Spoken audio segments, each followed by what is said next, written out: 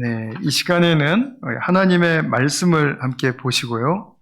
그리고 성가대의 찬양이 있겠습니다. 오늘 말씀은 갈라디아서 2장 20절의 말씀입니다. 제가 봉독하겠습니다. 나는 그리스도와 함께 십자가에 못 박혔습니다. 이제 살고 있는 것은 내가 아닙니다.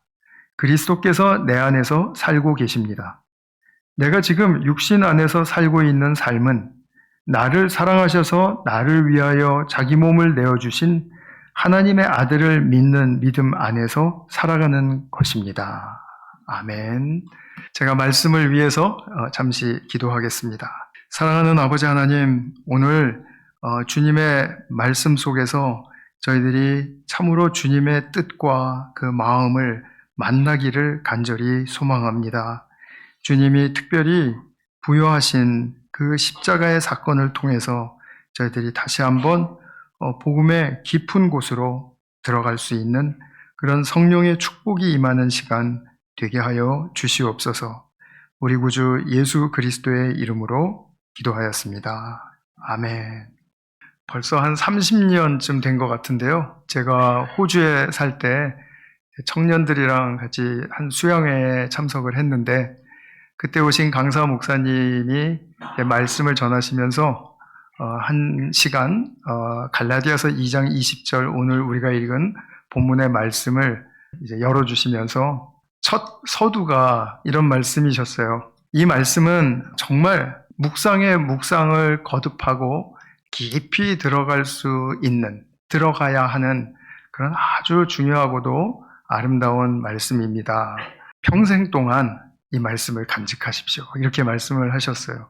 그 이후로 저는 갈라디아서 2장 20절을 참 볼 때마다 마음에 많이 이렇게 울리곤 했는데 우리 지난 5월 달에 박창수 선교사님 다녀가실 때 박 선교사님께서도 이 갈라디아서 2장 20절을 토대로 한 그런 사역을 펼치고 계시는구나 하는 것을 제가 발견을 하면서 박 선교사님도 이 본문의 말씀 굉장히 강조해 주셨던 것을 기억합니다. 저도 이 사도 바울이 이 십자가의 의미를 다각도에서 전하는 그런 말씀들이 많이 있지만 그러나 갈라디아서 2장 20절은 또 좀 더 특별한 어떤 요절의 의미가 있지 않나 하는 생각을 하게 됩니다.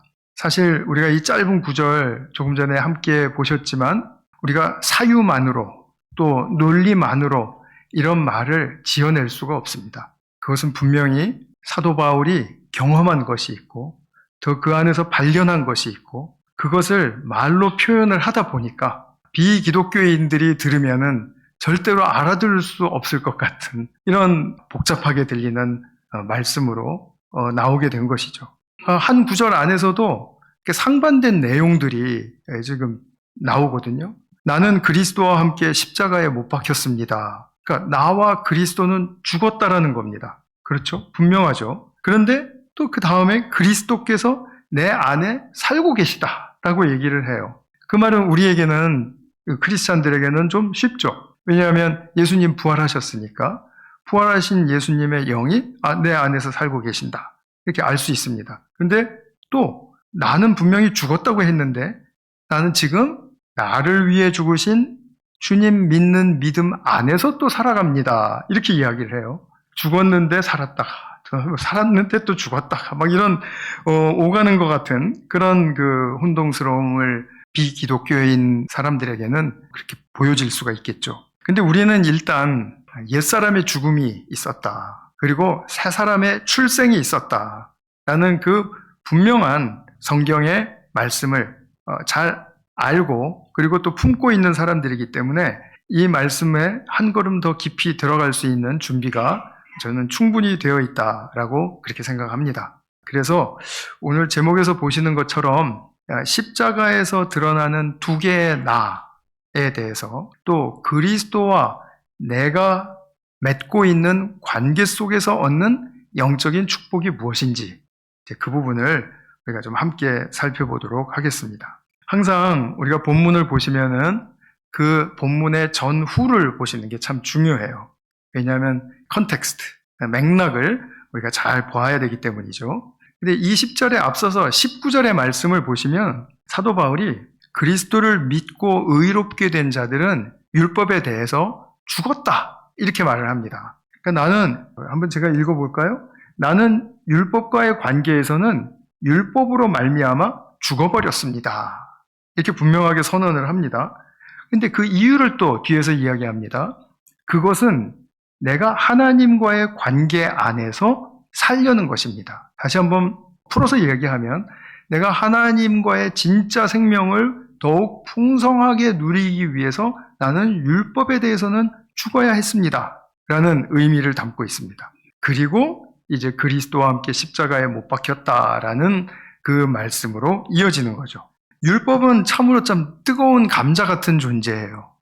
신학계에서도 그렇고 우리가 항상 율법과 복음의 관계를 이야기를 하다 보면 한쪽에 이렇게 치중하기가 쉽기 때문에 그래서 그런 거 아닌 건 아니야? 그리고선 또 말을 하다 보면 또 이쪽으로 또 치우쳐서 또 그런 건 또 너무 그런 거 아니야? 하는 그런 왔다 갔다 하게 하는 그런 뜨거운 감자 같은 역할을 하는데 사실은 이 복음과 율법의 논쟁이 성경 학자들 사이에서도 굉장히 오랫동안 치열하게 이렇게 진행이 되어 왔지만 분명한 것은 사도 바울은 성경 여러 서신서를 통해서 율법의 기능과 효력은 종료되었다입니다. 그러니까 더 이상 효력이 없는 거예요.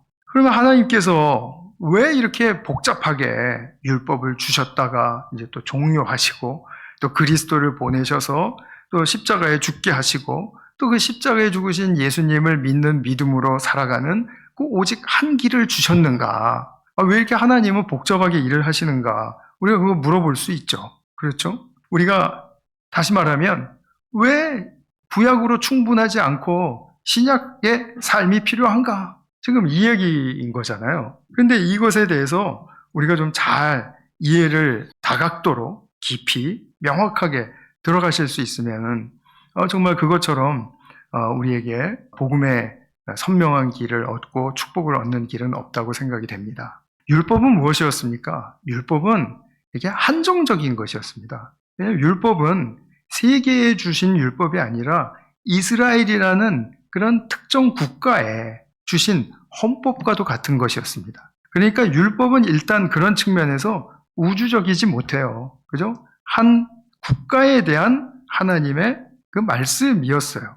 그리고 율법은 지난주에 우리가 보셨듯이 정죄의 기능 이상을 넘어서지 못한다. 이것은 옳다, 그르다는 분명하게 잘 판단해 줄 수 있는데 그래서 죄가 무엇인지는 드러나게 할 수 있는데 무엇을 만들 수 없다고 했죠? 새 사람을 만들 수는 없다. 이것이었죠.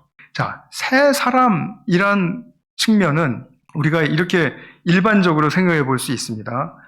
나는 뭐 그렇게 나쁜 짓 하다가 또는 뭐 술, 담배 하다가 이제 끊었어. 그래서 몇 가지를 이렇게 중단을 하든지 아니면 나는 정말 이렇게 새로운 삶을 살기 위해서 이것은 내가 한번 해보기로 했어. 난 이렇게 봉사활동에 참여하기로 했어. 나는 사람들에게 참 좋은 그런 영향을 끼치기 위해서 이런 일을 나 하기로 했어. 기부를 많이 하기로 했어. 뭐 이렇게 할 수 있죠. 물론 자기의 변화된 모습이에요. 변화된 모습이지만 이런 몇 가지를 중단했다든지 몇 가지를 시작했다든지 하는 그런 차원에서 우리 성경은 새 사람이라고 규명하지 않는다라는 것입니다. 그럼 새 사람이란 누구입니까? 이것도 제가 몇 주 전 설교를 통해서 계속해서 말씀을 드리고 있는 반대, 새 사람이란 예수님과 먼저 하나님에 대해서 새로운 인식이 형성된 사람들입니다. 이렇게 예수님에 대해서 하나님에 대해서 새로운 인식이 형성되었고 그분들에 대해서 내 안에서 자발적이고 인격적인 반응이 새롭게 일어나는 사람들입니다. 이것이 굉장히 중요한 그 새 사람의 기초예요. 그래서 인본주의적인 입장에서라든지 율법주의적인 입장에서 이렇게 좋고 나쁜 것은 분명히 분별해낼 수가 있지 않습니까? 그런데 그렇게 낸다고 하더라도 그것이 그렇게 크게 문제가 될 게 없습니다. 다시 말하면 우리 나쁜 점이 드러났다, 죄가 드러났다, 그렇게 해서 그것이 크게 문제될 건 없다라는 얘기입니다. 왜냐하면 우리가 이제 오늘 보겠지만 십자가를 끝까지 따라가다 보면 그 자기의 죄는 하나님께로 나아가게 하는 그런 과정이 될 수 있고 그리고 징검다리가 될 수 있다라는 말씀입니다. 내가 착하게 살아가지고 더 하나님께 가까이 갈 수 있다라고 믿는 것이 우리의 일반적인 생각일 수 있습니다만, 그러나 자기의 죄를 깨닫고 그리고 하나님께 나아가게 된 사람들의 그 새로워진 새 사람의 특징은 정말 그건 대단한 것이거든요. 그래서 이러한 기초를 가지고 새 사람은 이제 어떠한 핵심으로 특징을 드러내게 되는가 할 때, 이것은 우리가 살아가면서 이제 나타내야 되는 거죠. 살아가면서 우리는 이 인생의 모든 것을 다 알 수가 없어요. 이해할 수 없지 않습니까? 내 인생의 뭐 구석구석 아니면 앞날 또는 이런저런 여러 측면을 내가 다 완전하게 이해하고 있다고 말할 수 있는 사람은 이 세상에 아무도 없잖아요. 그런데 분명한 것은 무엇입니까? 이것을 주관하시는 하나님의 섭리, 그 섭리가 있다. 그 섭리는 어떠한 성격을 갖습니까? 절대적으로 선하시다. 이거죠. 절대적으로 선하시다. 자, 그렇게 선하시기 때문에 나는 주님을 신뢰할 수 있다.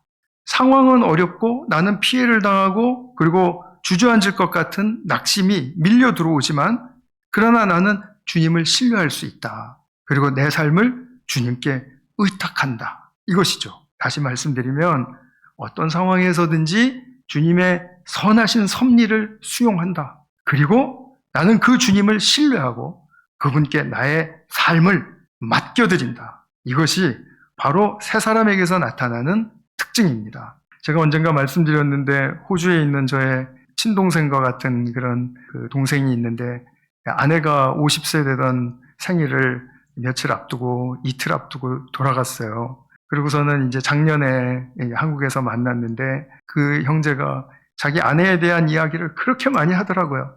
걸으면서 하고 밥 먹으면서 하고 침대에 누워서도 하고 같이 이제 여행을 또 며칠 했거든요. 그런데 우리 그 형제의 결론은 그거였습니다. 형, 나는 왜 내가 이렇게 당해야 되고 왜 사랑하는 상민이가 먼저 떠나야 되고 난 거 정말 이해할 수 없어요. 그런데 내가 지금 붙들고 있는 것은 오직 하나님이 선하시다라는 그 사실 하나뿐이에요. 나는 그거 하나만 붙들고 있어요. 지금 그렇게 살고 있더라고요. 인내가 필요한 것이죠.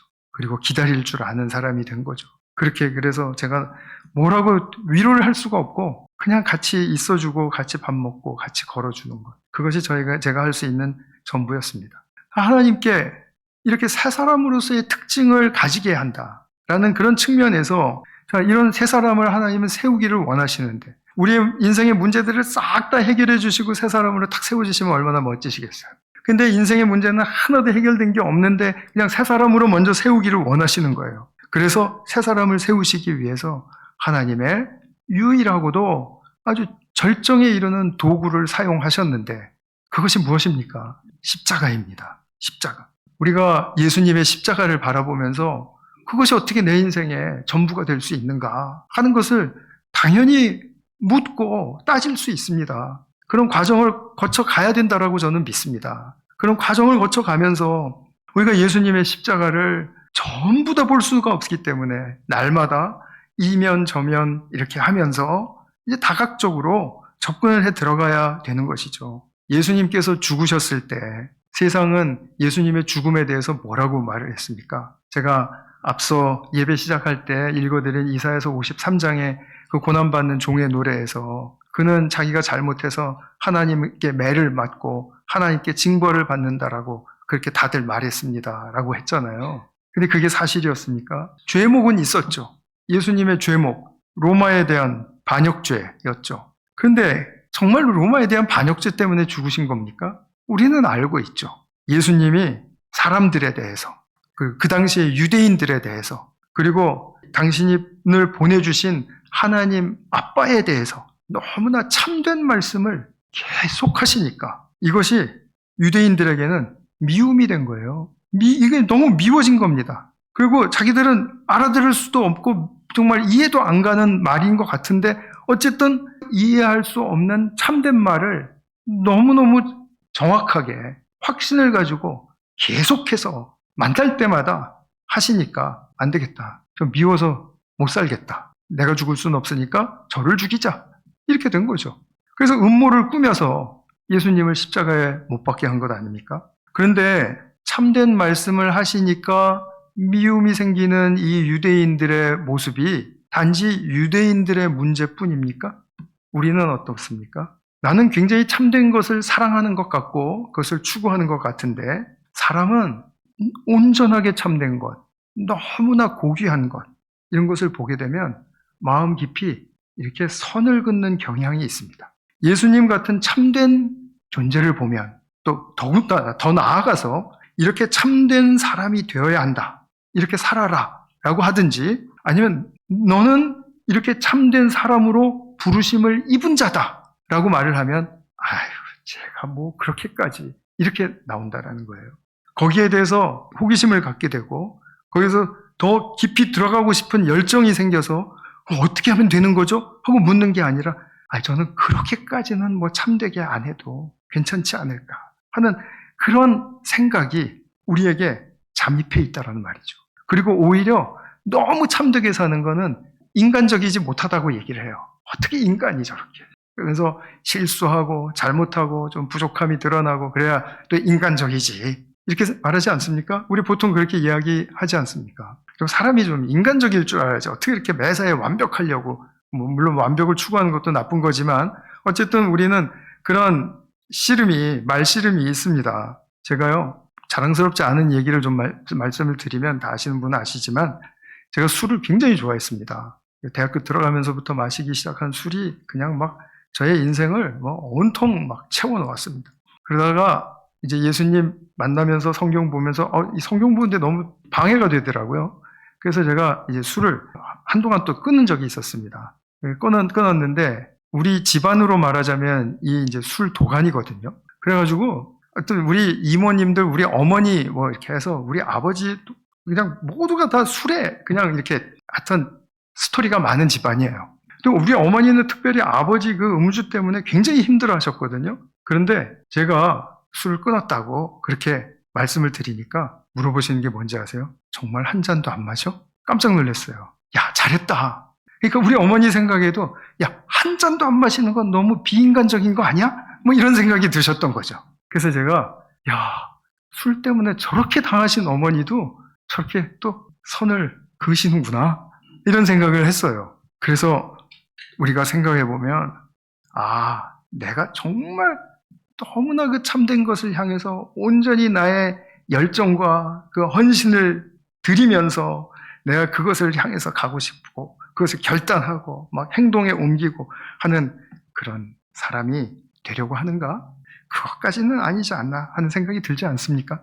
근데 이거를 한마디로 줄이면 인간은 너무나 온전히 참된 것은 거부한다. 이거 왜 그런지 아십니까? 하나님은 이거를 끄집어내기를 원하시는 겁니다. 왜 그런지. 왜? 우리 안에 안개처럼 번져 있는 이 파편화된 악들의 지배를 받고 있기 때문입니다. 보이지 않습니다. 나에게 큰 세력으로 행사하지 않습니다. 이 정도 슬그머니 선을 긋게 해놓고 그리고 나로 하여금 그래 정말 인간적인 게 뭐야 이렇게 막 유혹하면서 나의 마음을 막 다 뒤집어 놓는 거죠. 그러면 나는 그게 뒤집어지는지도 모르고 위로받는다라고 생각하는 거예요. 이 악의 지배를 받고 있는 우리의 내면 이건 얼마든지 감출 수 있죠. 우리가 좀 세상에서 도덕 교육도 잘 받고 또 양육자들의 교육도 잘 받고 훈련도 받고 하면은 얼마든지 반듯하게 보일 수 있고 그리고 말과 행동을 통해서 해가 되지 않고 그리고 오히려 유익이 되는 방향으로 나아가게 할 때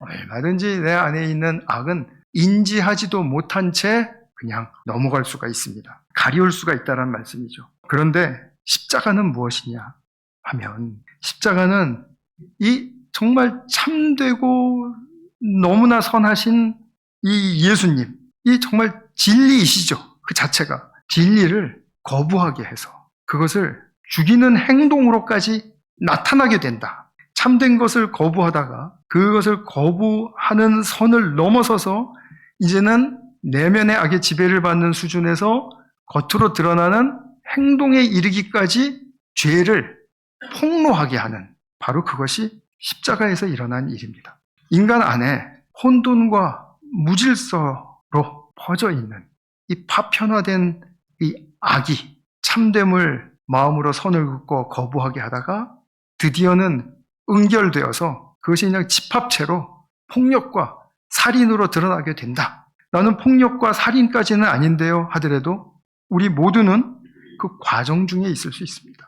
제가 몇 주 전에 사도행전 2장 설교 말씀드리면서 사도 베드로가 이제 이 예루살렘 거리에서 만나는 유대인들에게 부활하신 예수님을 증거하면서 마지막으로 한 말이 이 예수를 십자가에 못 박아 돌아가게 하신 사람들이 바로 당신들입니다 라고 이야기를 했더니 이 사람들이 다 그 말에 동의를 했습니다. 그리고 하루 사이에 3,000명이 그것을 동의를 하고 그럼 우리는 어쩌면 좋습니까? 하고 회개하고 그 애통하는 마음으로 사도들에게 달려왔습니다. 이게 그 하루에만 일어난 일이 아니지 않습니까? 내가 바로 예수님을 십자가에 못 박은 장본인입니다 하면서 그 교회로 들어온 사람들은 뭐 어떤 날은 4,000명도 있었고 사도행전 보면은 그 수를 셀 수 없을 정도로 그 수가 부쩍부쩍 늘어났다라고 보고해주는 말씀이 여러 군데에서 나오죠. 그 말은 무슨 말입니까? 교회에 들어온 사람들이 내가 예수님을 십자가에 못 박은 자입니다. 나의 죄가 그것을 했습니다. 라고 그렇게 말하는 겁니다. 그래서 우리가 십자가에서 일어난 이 벌어진 일을 다시 정리하면 아주 쉽게 두 가지로 요약될 수가 있습니다. 첫 번째는 못 박혀 죽으신 예수는 죄 없으신 참된 선하신 인간이었다. 맞죠? 이거는 뭐 다 동의하실 겁니다. 두 번째로는 예수를 못 박은 모든 사람들은 그들 안에 혼돈의 형태로 존재했던 그리고 나의 내면을 장악했던 그 악이 이제는 보이는 수준에 이르기까지 외형적으로 십자가에서 폭력과 살인으로 그 행동으로 나타나게 되었다. 인간의 죄가 행동만 나타난 게 아니라 이제 그것을 보면 인간의 내면 속에 지배하고 있던 그 주체는 무엇이었는가를 분명하게 우리는 알 수 있게 된다라는 것을 십자가는 우리에게 말해주고 있는 것입니다.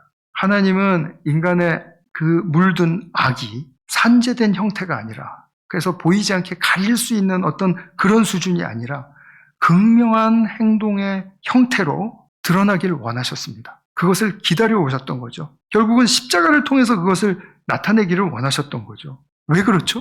왜 그걸 원하셨죠? 그래야만 인간이 자신은 이 진리를 거부하는 것이라고, 거부하는 나 자신이라고, 그것이 내 안에 악이 나를 그렇게 했다고, 그리고 그렇게 그런 나의 내면을 들여다보고, 그리고 고백할 수 있기 때문입니다.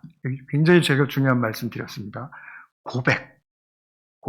안에만 있는 안 보이는 것들에 대해서는 고백할 필요가 없습니다. 그러나 나의 인생 겉으로 드러난 행동과 죄에 대해서는 고백하게 됩니다. 맞죠? 이건 우리가 일반적으로도 그러합니다. 내가 저 사람을 미워했다고 미리 가서 고백은 하진 않아요. 근데 미워하다가 내가 어떻게 실수를 해가지고 좀 안 좋은 행동을 했다든지 말이 튀어나왔다든지 하면 내가 그 말한 거 잘못했습니다. 이렇게 고백을 합니다. 이 고백이라는 것은 인간에게 주어진 굉장히 중요한 그 인격의 어떤 표현이지 않습니까? 그것을 보고 고백할 수 있는 존재로 나타나게 하기 위해서 하나님이 그 십자가를 주셨다라는 거죠. 더 중요한 것은 뭐냐면 우리가 나의 죄를 이렇게 고백할 때 그 죄를 짓게 한 모든 악의 악의 모든 집합체들을 하나님의 사랑으로 품으시고 그것을 선으로 바꾸시더라는 겁니다. 이 선으로 바꾸시는 그 분명한 증거가 뭐죠? 나를 새 사람으로 만드시더라는 겁니다. 이 복음에 정말 굉장히 중요한 이 부분, 이거 우리가 같이 함께 정말 깊이 공유할 수 있으면 좋겠습니다. 그래서 고백이 필요한 이유는 그것입니다. 사람은 고백할 때, 진실로 고백할 때예요. 내가 제가 잘못했습니다. 그리고 그냥 아무 생각 없이 돌아서는 걸 말하는 게 아니라 내가 정말 보니까 너무 나의 진상이 드러났습니다. 저는 저의 존재가 참 부끄럽습니다. 이렇게까지 고백할 때 그 죄는 애통으로 변합니다. 슬픔으로 변해요. 정말 나는 슬픈 존재구나. 나는 정말 속절없는 존재로구나. 그렇게 나의 죄를 바라보면서 나의 존재에 대해서 애통해야 한다라는 말씀이죠. 나는 전혀 내가 이런 사람인 줄 몰랐는데 내가 이런 죄인이라니, 악인이라니 하는 것을 고백을 하다 보면 이게 애통으로 바뀐다라는 거예요. 이게 죄의 새로운 국면입니다. 근데 하나님께 나아가게 하는 국면이에요. 이게 죄를 짓고도 내가 죄를 짓는지 모르는 사람, 죄가 있는지 없는지도 모르는 사람과 죄를 짓고 그 죄에 대해서 애통해야 하는 것은 이건 완전히 땅과 하늘의 차이죠.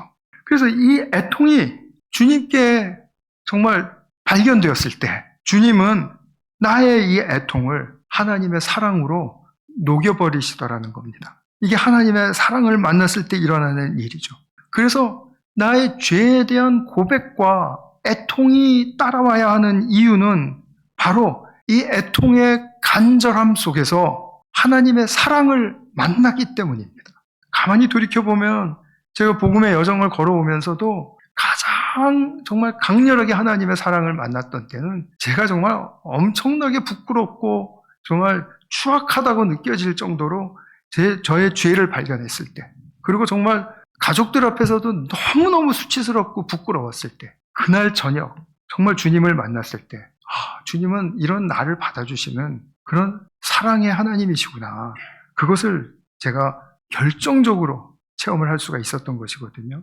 역설적으로 사람이 죄를 모르지 않습니까? 그러면 하나님의 사랑을 만날 수가 없습니다. 제가 너무 단정적으로 이야기한 것 같죠? 사실입니다. 왜 그런지 제가 잠깐 설명을 드려보겠습니다. 이 세상에는 하나님이 찾아오셔서 죄를 모르는 사람에게 내가 너를 사랑한단다 하고 말씀하시니까 그 사랑을 깊이 깨닫고 그리고 경험하고 그 사랑 앞에 무릎까지 꿇은 사람이 있을 수 있을까요? 한번 있을 수 있다라고 가정해보죠. 100번 양보해서. 그러면 아마 이런 수준일 겁니다. 나를 사랑하신다고 했는데 사랑하시니까 내가 당한 문제 중에 정말 굉장히 위급한 문제들, 내가 뭔가 많이 필요했는데 정말 갈급하게 필요했던 그 필요, 그것을 해결해 주시고 채워주시더라. 이 경험 누구든지 있을 수 있죠? 누구든지 있을 수 있어요. 그러면 그 사람은 죄를 고백하지 않았어도 하나님이 나의 필요를 채워주시고 또 문제를 해결해 주시는 그 사랑의 하나님을 만났다라고 말할 수 있을 거예요. 근데 하나님은 당신의 사랑이 그 정도 수준에서 경험되고 고백되고 증거되기를 원하시지 않는다라는 겁니다. 왜냐하면 하나님의 사랑은 우주적인 사랑이에요. 우주적인 사랑이라는 말씀은 이 우주의 역사에 한순간도 예외가 있을 수 없다라는 것입니다. 그리고 한 사건도 예외가 있을 수 없다라는 것입니다. 그런데 고작 내 인생의 여러 문제 중에 한두 개를 해결해 주셨으니까 하나님이 나를 사랑하신다. 말은 맞죠? 경험은 지극히 부분적으로 맞죠? 근데 그 부분에 계속해서 머물다 보면 나는 하나님의 사랑을 분명히 과소평가하는 사람이 될 것이고, 정말 더 그 상태로 오래 간다면 하나님의 사랑을 왜곡할 수도 있는 사람이 될 수 있다는 사실을 보십니까? 굉장히 하나님의 사랑에 대해서 우리가 면밀하고 어떻게 보면 신랄하게 한번 좀 잘 묵상하고 들여다볼 필요가 있습니다. 여기서 우리는 위대한 진리를 만나게 되는 거죠. 하나님의 사랑을 만나게 되면 나의 삶의 방향을 다 바꿔버린다. 나의 삶의 목표를 완전히 새롭게 하신다. 내가 새 사람으로 되었기 때문에 이제는 그 새 사람에 어울리는 삶을 하나님께서는 살라고 많은 자원들로 축복으로 채워주실 터인데, 이제 그 축복을 받는 그 길로 들어간 내가 하나님과 어떤 관계를 맺고 무엇을 우선순위에 두어야 하는가에 대해서 나의 정말 진정한 결단을 요구하시는 겁니다. 그리고 나는 어떤 순간에도 사랑이 아니면 양보하지 않겠다. 그래, 요번에는 그냥 옳고 그른 거 따지고 그냥 지나가자. 우리 인생을 살다 보면 그런 일이 많이 있을 수 있습니다. 그러나 우리 크리스찬들에게는 그것으로 마치는 것이 아니라 그런 것을 그렇게 해서 뭐 일이 해결이 되거나 어떤 과정에서 그 다음 단계로 넘어가게 되는 그런 일이 있었다 할지라도 나는 여전히 아직 사랑이라는 이슈가 나의 삶의 완벽한 유일한 길이 되어서 나는 이 길 아니면 안 갑니다. 라고 주님께 고백하고, 그리고 내가 살아가는 모습 속에서도 나는 사랑으로만 살아갑니다. 라고 정말 부족하지만 그렇게 나를 드러내면서 그걸 노력하면서 땀 흘리고 애쓰면서 그렇게 살아가는 것이 바로 새 사람의 모습이기 때문에 우리는 이 십자가에서 하나님의 사랑을 만났다. 라고 할 때 그 정도 수준에 이르기까지 하나님이 나의 삶을 업사이드 다운, 그냥 완전히 뒤집어 놓으시는가 하는 것을 우리 스스로가 하나님과 관계 속에서 잘 발견하실 수 있기를 바랍니다. 하나님은 악을 그 악함 그대로 그냥 다 드러나게 하셔요. 그것이 바로 하나님의 사랑으로 극명하게 품으실 수 있는 증거가 되기 때문이에요. 그래서 죄가 더한 곳에 하나님의 그 은혜가 넘치더라 라는 그 사도 바울의 그 고백은 정말 맞는 말씀인 거죠. 이것이 바로 모든 악의 총화를 품으시고 사랑으로 승리하시는 그 역사를 십자가를 통해서 증거하셨고 증명하셨고 빛나게까지 하신 것 아닙니까? 그래서 십자가에서 발견되는 나는 먼저 첫 번째로 예수님을 못 박음으로 죄인으로 폭로된 나입니다. 그리고 두 번째로 죄인으로 폭로되었으나 그 모든 악과 죄를 사랑으로 품어주신 그분의 사랑받는 그 사랑의 수혜를 입은 나이죠. 죄인이 아니면 받을 수 없는 축복입니다. 좀 아이러니하죠. 죄인이어야만 받을 수 있는 축복입니다. 이 아이러니를 우리는 너무 간과하는 경향이 있습니다. 그래서 나의 죄까지도 그냥 감추는 걸로 다 됐다라는 그런 안일함을 우리는 가지려고 하는 경향을 갖게 되는 거죠. 근데 하나님은 태초부터 악이 아담과 하와에 침입하기 이전부터 이 계획을 세우고 계셨어요.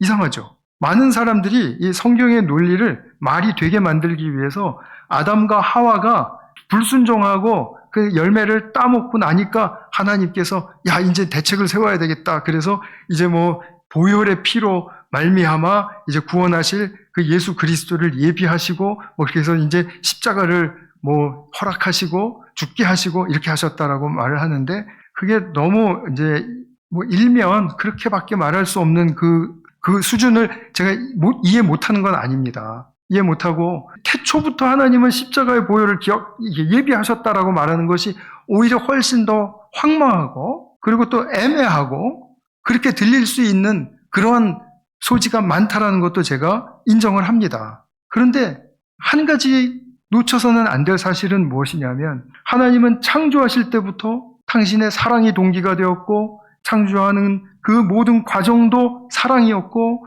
그리고 사랑의 열매를 맺기를 원하신다는 건 제가 늘상 강조드리는 바이죠. 그 사랑은 어떤 일부에만 해당하는 사랑이 아니라 하나님이 창조하신 그 순간부터 마지막 끝날 모든 것을 완성하시는 그 순간까지 또는 창조 이전의 그 영원 전부터 그 모든 것을 완성하신 그 영원 후에 이르기까지 하나님의 사랑은 불변하다. 그리고 하나님의 사랑은 하나님의 선하심을 이루는 그런 분명한 선하신 역사요 그리고 힘이다. 그렇기 때문에 하나님의 사랑은 우주적이다. 제가 오늘 우주적이라는 말을 이제 사용하기 시작했습니다. 오늘부터 우주적인 사랑의 그 차원을 이제 자꾸 우리가 묵상하고 더 깊이 들어가 보길 바라요. 그렇다면 하나님은 창조하실 때 이미 악이 도사릴 수 있는 위험을 보신 겁니다. 어디서 보신 거죠? 하나님과의 인격적인 관계 속에서 보신 거예요. 다른 데가 아닙니다. 하나님은 우리를 인격적으로 지으셨기 때문에 분명히 우리는 선택의 자유가 있는 사람들이고 그 선택을 할 때마다 이 자칫하면 악을 선택할 수도 있는 바로 그런 위험성을 보신 것이죠. 그때 하나님은 당신의 사랑을 어떻게 정말 승화시켜 그것을 폭발적으로 보여주실 수 있을 것인가를 염두에 두셨고 그리고 그런 위험성에까지도 정말 하나님은 모든 것을 예비하셔서 그 우주적인 사랑으로 일관하셨다라는 그런 말씀입니다.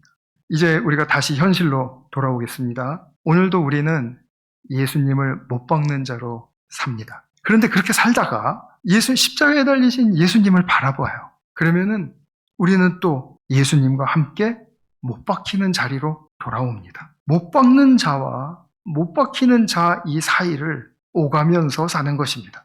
갈라디아서 맥락 속에서는 이런 예를 들면 분명해질 것 같습니다. 갈라디아 교우들이 예수님을 믿고 나서도 율법에 매달리는 그런 모습을 보여줬거든요. 그랬더니 사도 바울이 그들에 대해서 굉장히 격분했습니다. 정말 이 큰일 날 사람들아 막 이런 거예요. 이거보다 훨씬 더 심한 말을 했습니다, 사실은. 그러면서 하는 말이 뭐냐면, 여러분은 지금 예수님으로부터 끊어진 자들입니다. 막 이렇게 얘기를 했어요. 구원이 취소됐다라는 얘기가 아니라 지금 예수님을 다시 십자가에 못 박는 자리로 돌아갔습니다. 지금 그 얘기거든요. 그런데 이게 갈라디아 교우들에게만 해당하는 얘기냐라는 것입니다. 그죠? 오늘도 내가 어떤 행동, 어떤 마음먹음 또는 어떤 태도와 또는 어떤 계획, 그 속에서 예수님을 십자가에 못 박는 방향으로 가는, 그래서 거기서 실행까지도 하게 되는 그런 부족함을 우리는 얼마든지 보일 수 있죠. 그러나 그 부족함을 보이는 것이 두려운 일이 아니라 나는 그 자리에서도 예수님을 바라볼 수 있다. 이것이 우리에게 복음이죠. 너무나 선하시다라는 이유로 죽임당하신 그분을 바라볼 수 있다. 십자가에 달린 그 주님을 바라보고 마주할 때 나는 발견하는 것이 분명하게 확신이 됩니다. 십자가에 죽으신 저 모습이 바로 하나님의 사랑받는 나다라는 것입니다. 그리고 십자가의 기적을 다시 체험하는 것이죠. 그 기적이라는 것은 이것입니다. 이게 휴지를 구겨가지고 이게 신사 모자에다 넣었다가 다시 꺼내면 비둘기가 되는 것을 마술이라고 하고요. 십자가에서 일어난 기적은 내 안에 진리를 거부하는 악을 폭로시켜서 그 죄를 사랑과 용서로 바꾸어버리는 바로 그 역사가 기적입니다. 우리는 하나님의 그 사랑과 용서의 기적을 날마다 체험하고 살아가는 사람들이라는 말씀이죠. 그래서 이 사랑으로 지어진 나는 영광스러운 하나님의 피조물이다 라는 사실을 고백하실 수 있기를 바랍니다. 십자가에서 죽으신 아들을 믿고 사는 참된 사랑과 용서의 나됨을 깊이 누리시는 우리 성도님들 되시기를 주님의 이름으로 축원합니다. 기도하겠습니다. 사랑하는 주님, 나 또한 주님을 십자가에서 죽으시게 한 그런 내면의 악을 발견하는 성령의 역사를 허락해 주십시오. 그러나 죽으신 주님 안에서 악을 선으로 바꾸시는 그 사랑을 발견하고 그 사랑을 옷 입은 나 자신을 또한 발견할 수 있도록 도와주십시오. 내 안에 참됨과 선함과 고귀한 것을 은근히 거부하는 악으로 인해서 더 깊은 사랑으로 들어가지 못하는 우리가 되지 않도록 주님의 시기에 악을 폭로하시고 또 그 악을 품어주셔서 그리스도와 함께 사는 축복을 깊이 누리게 해주시기를 간절히 빕니다. 우리 구주 예수 그리스도의 이름으로 기도하였습니다. 아멘.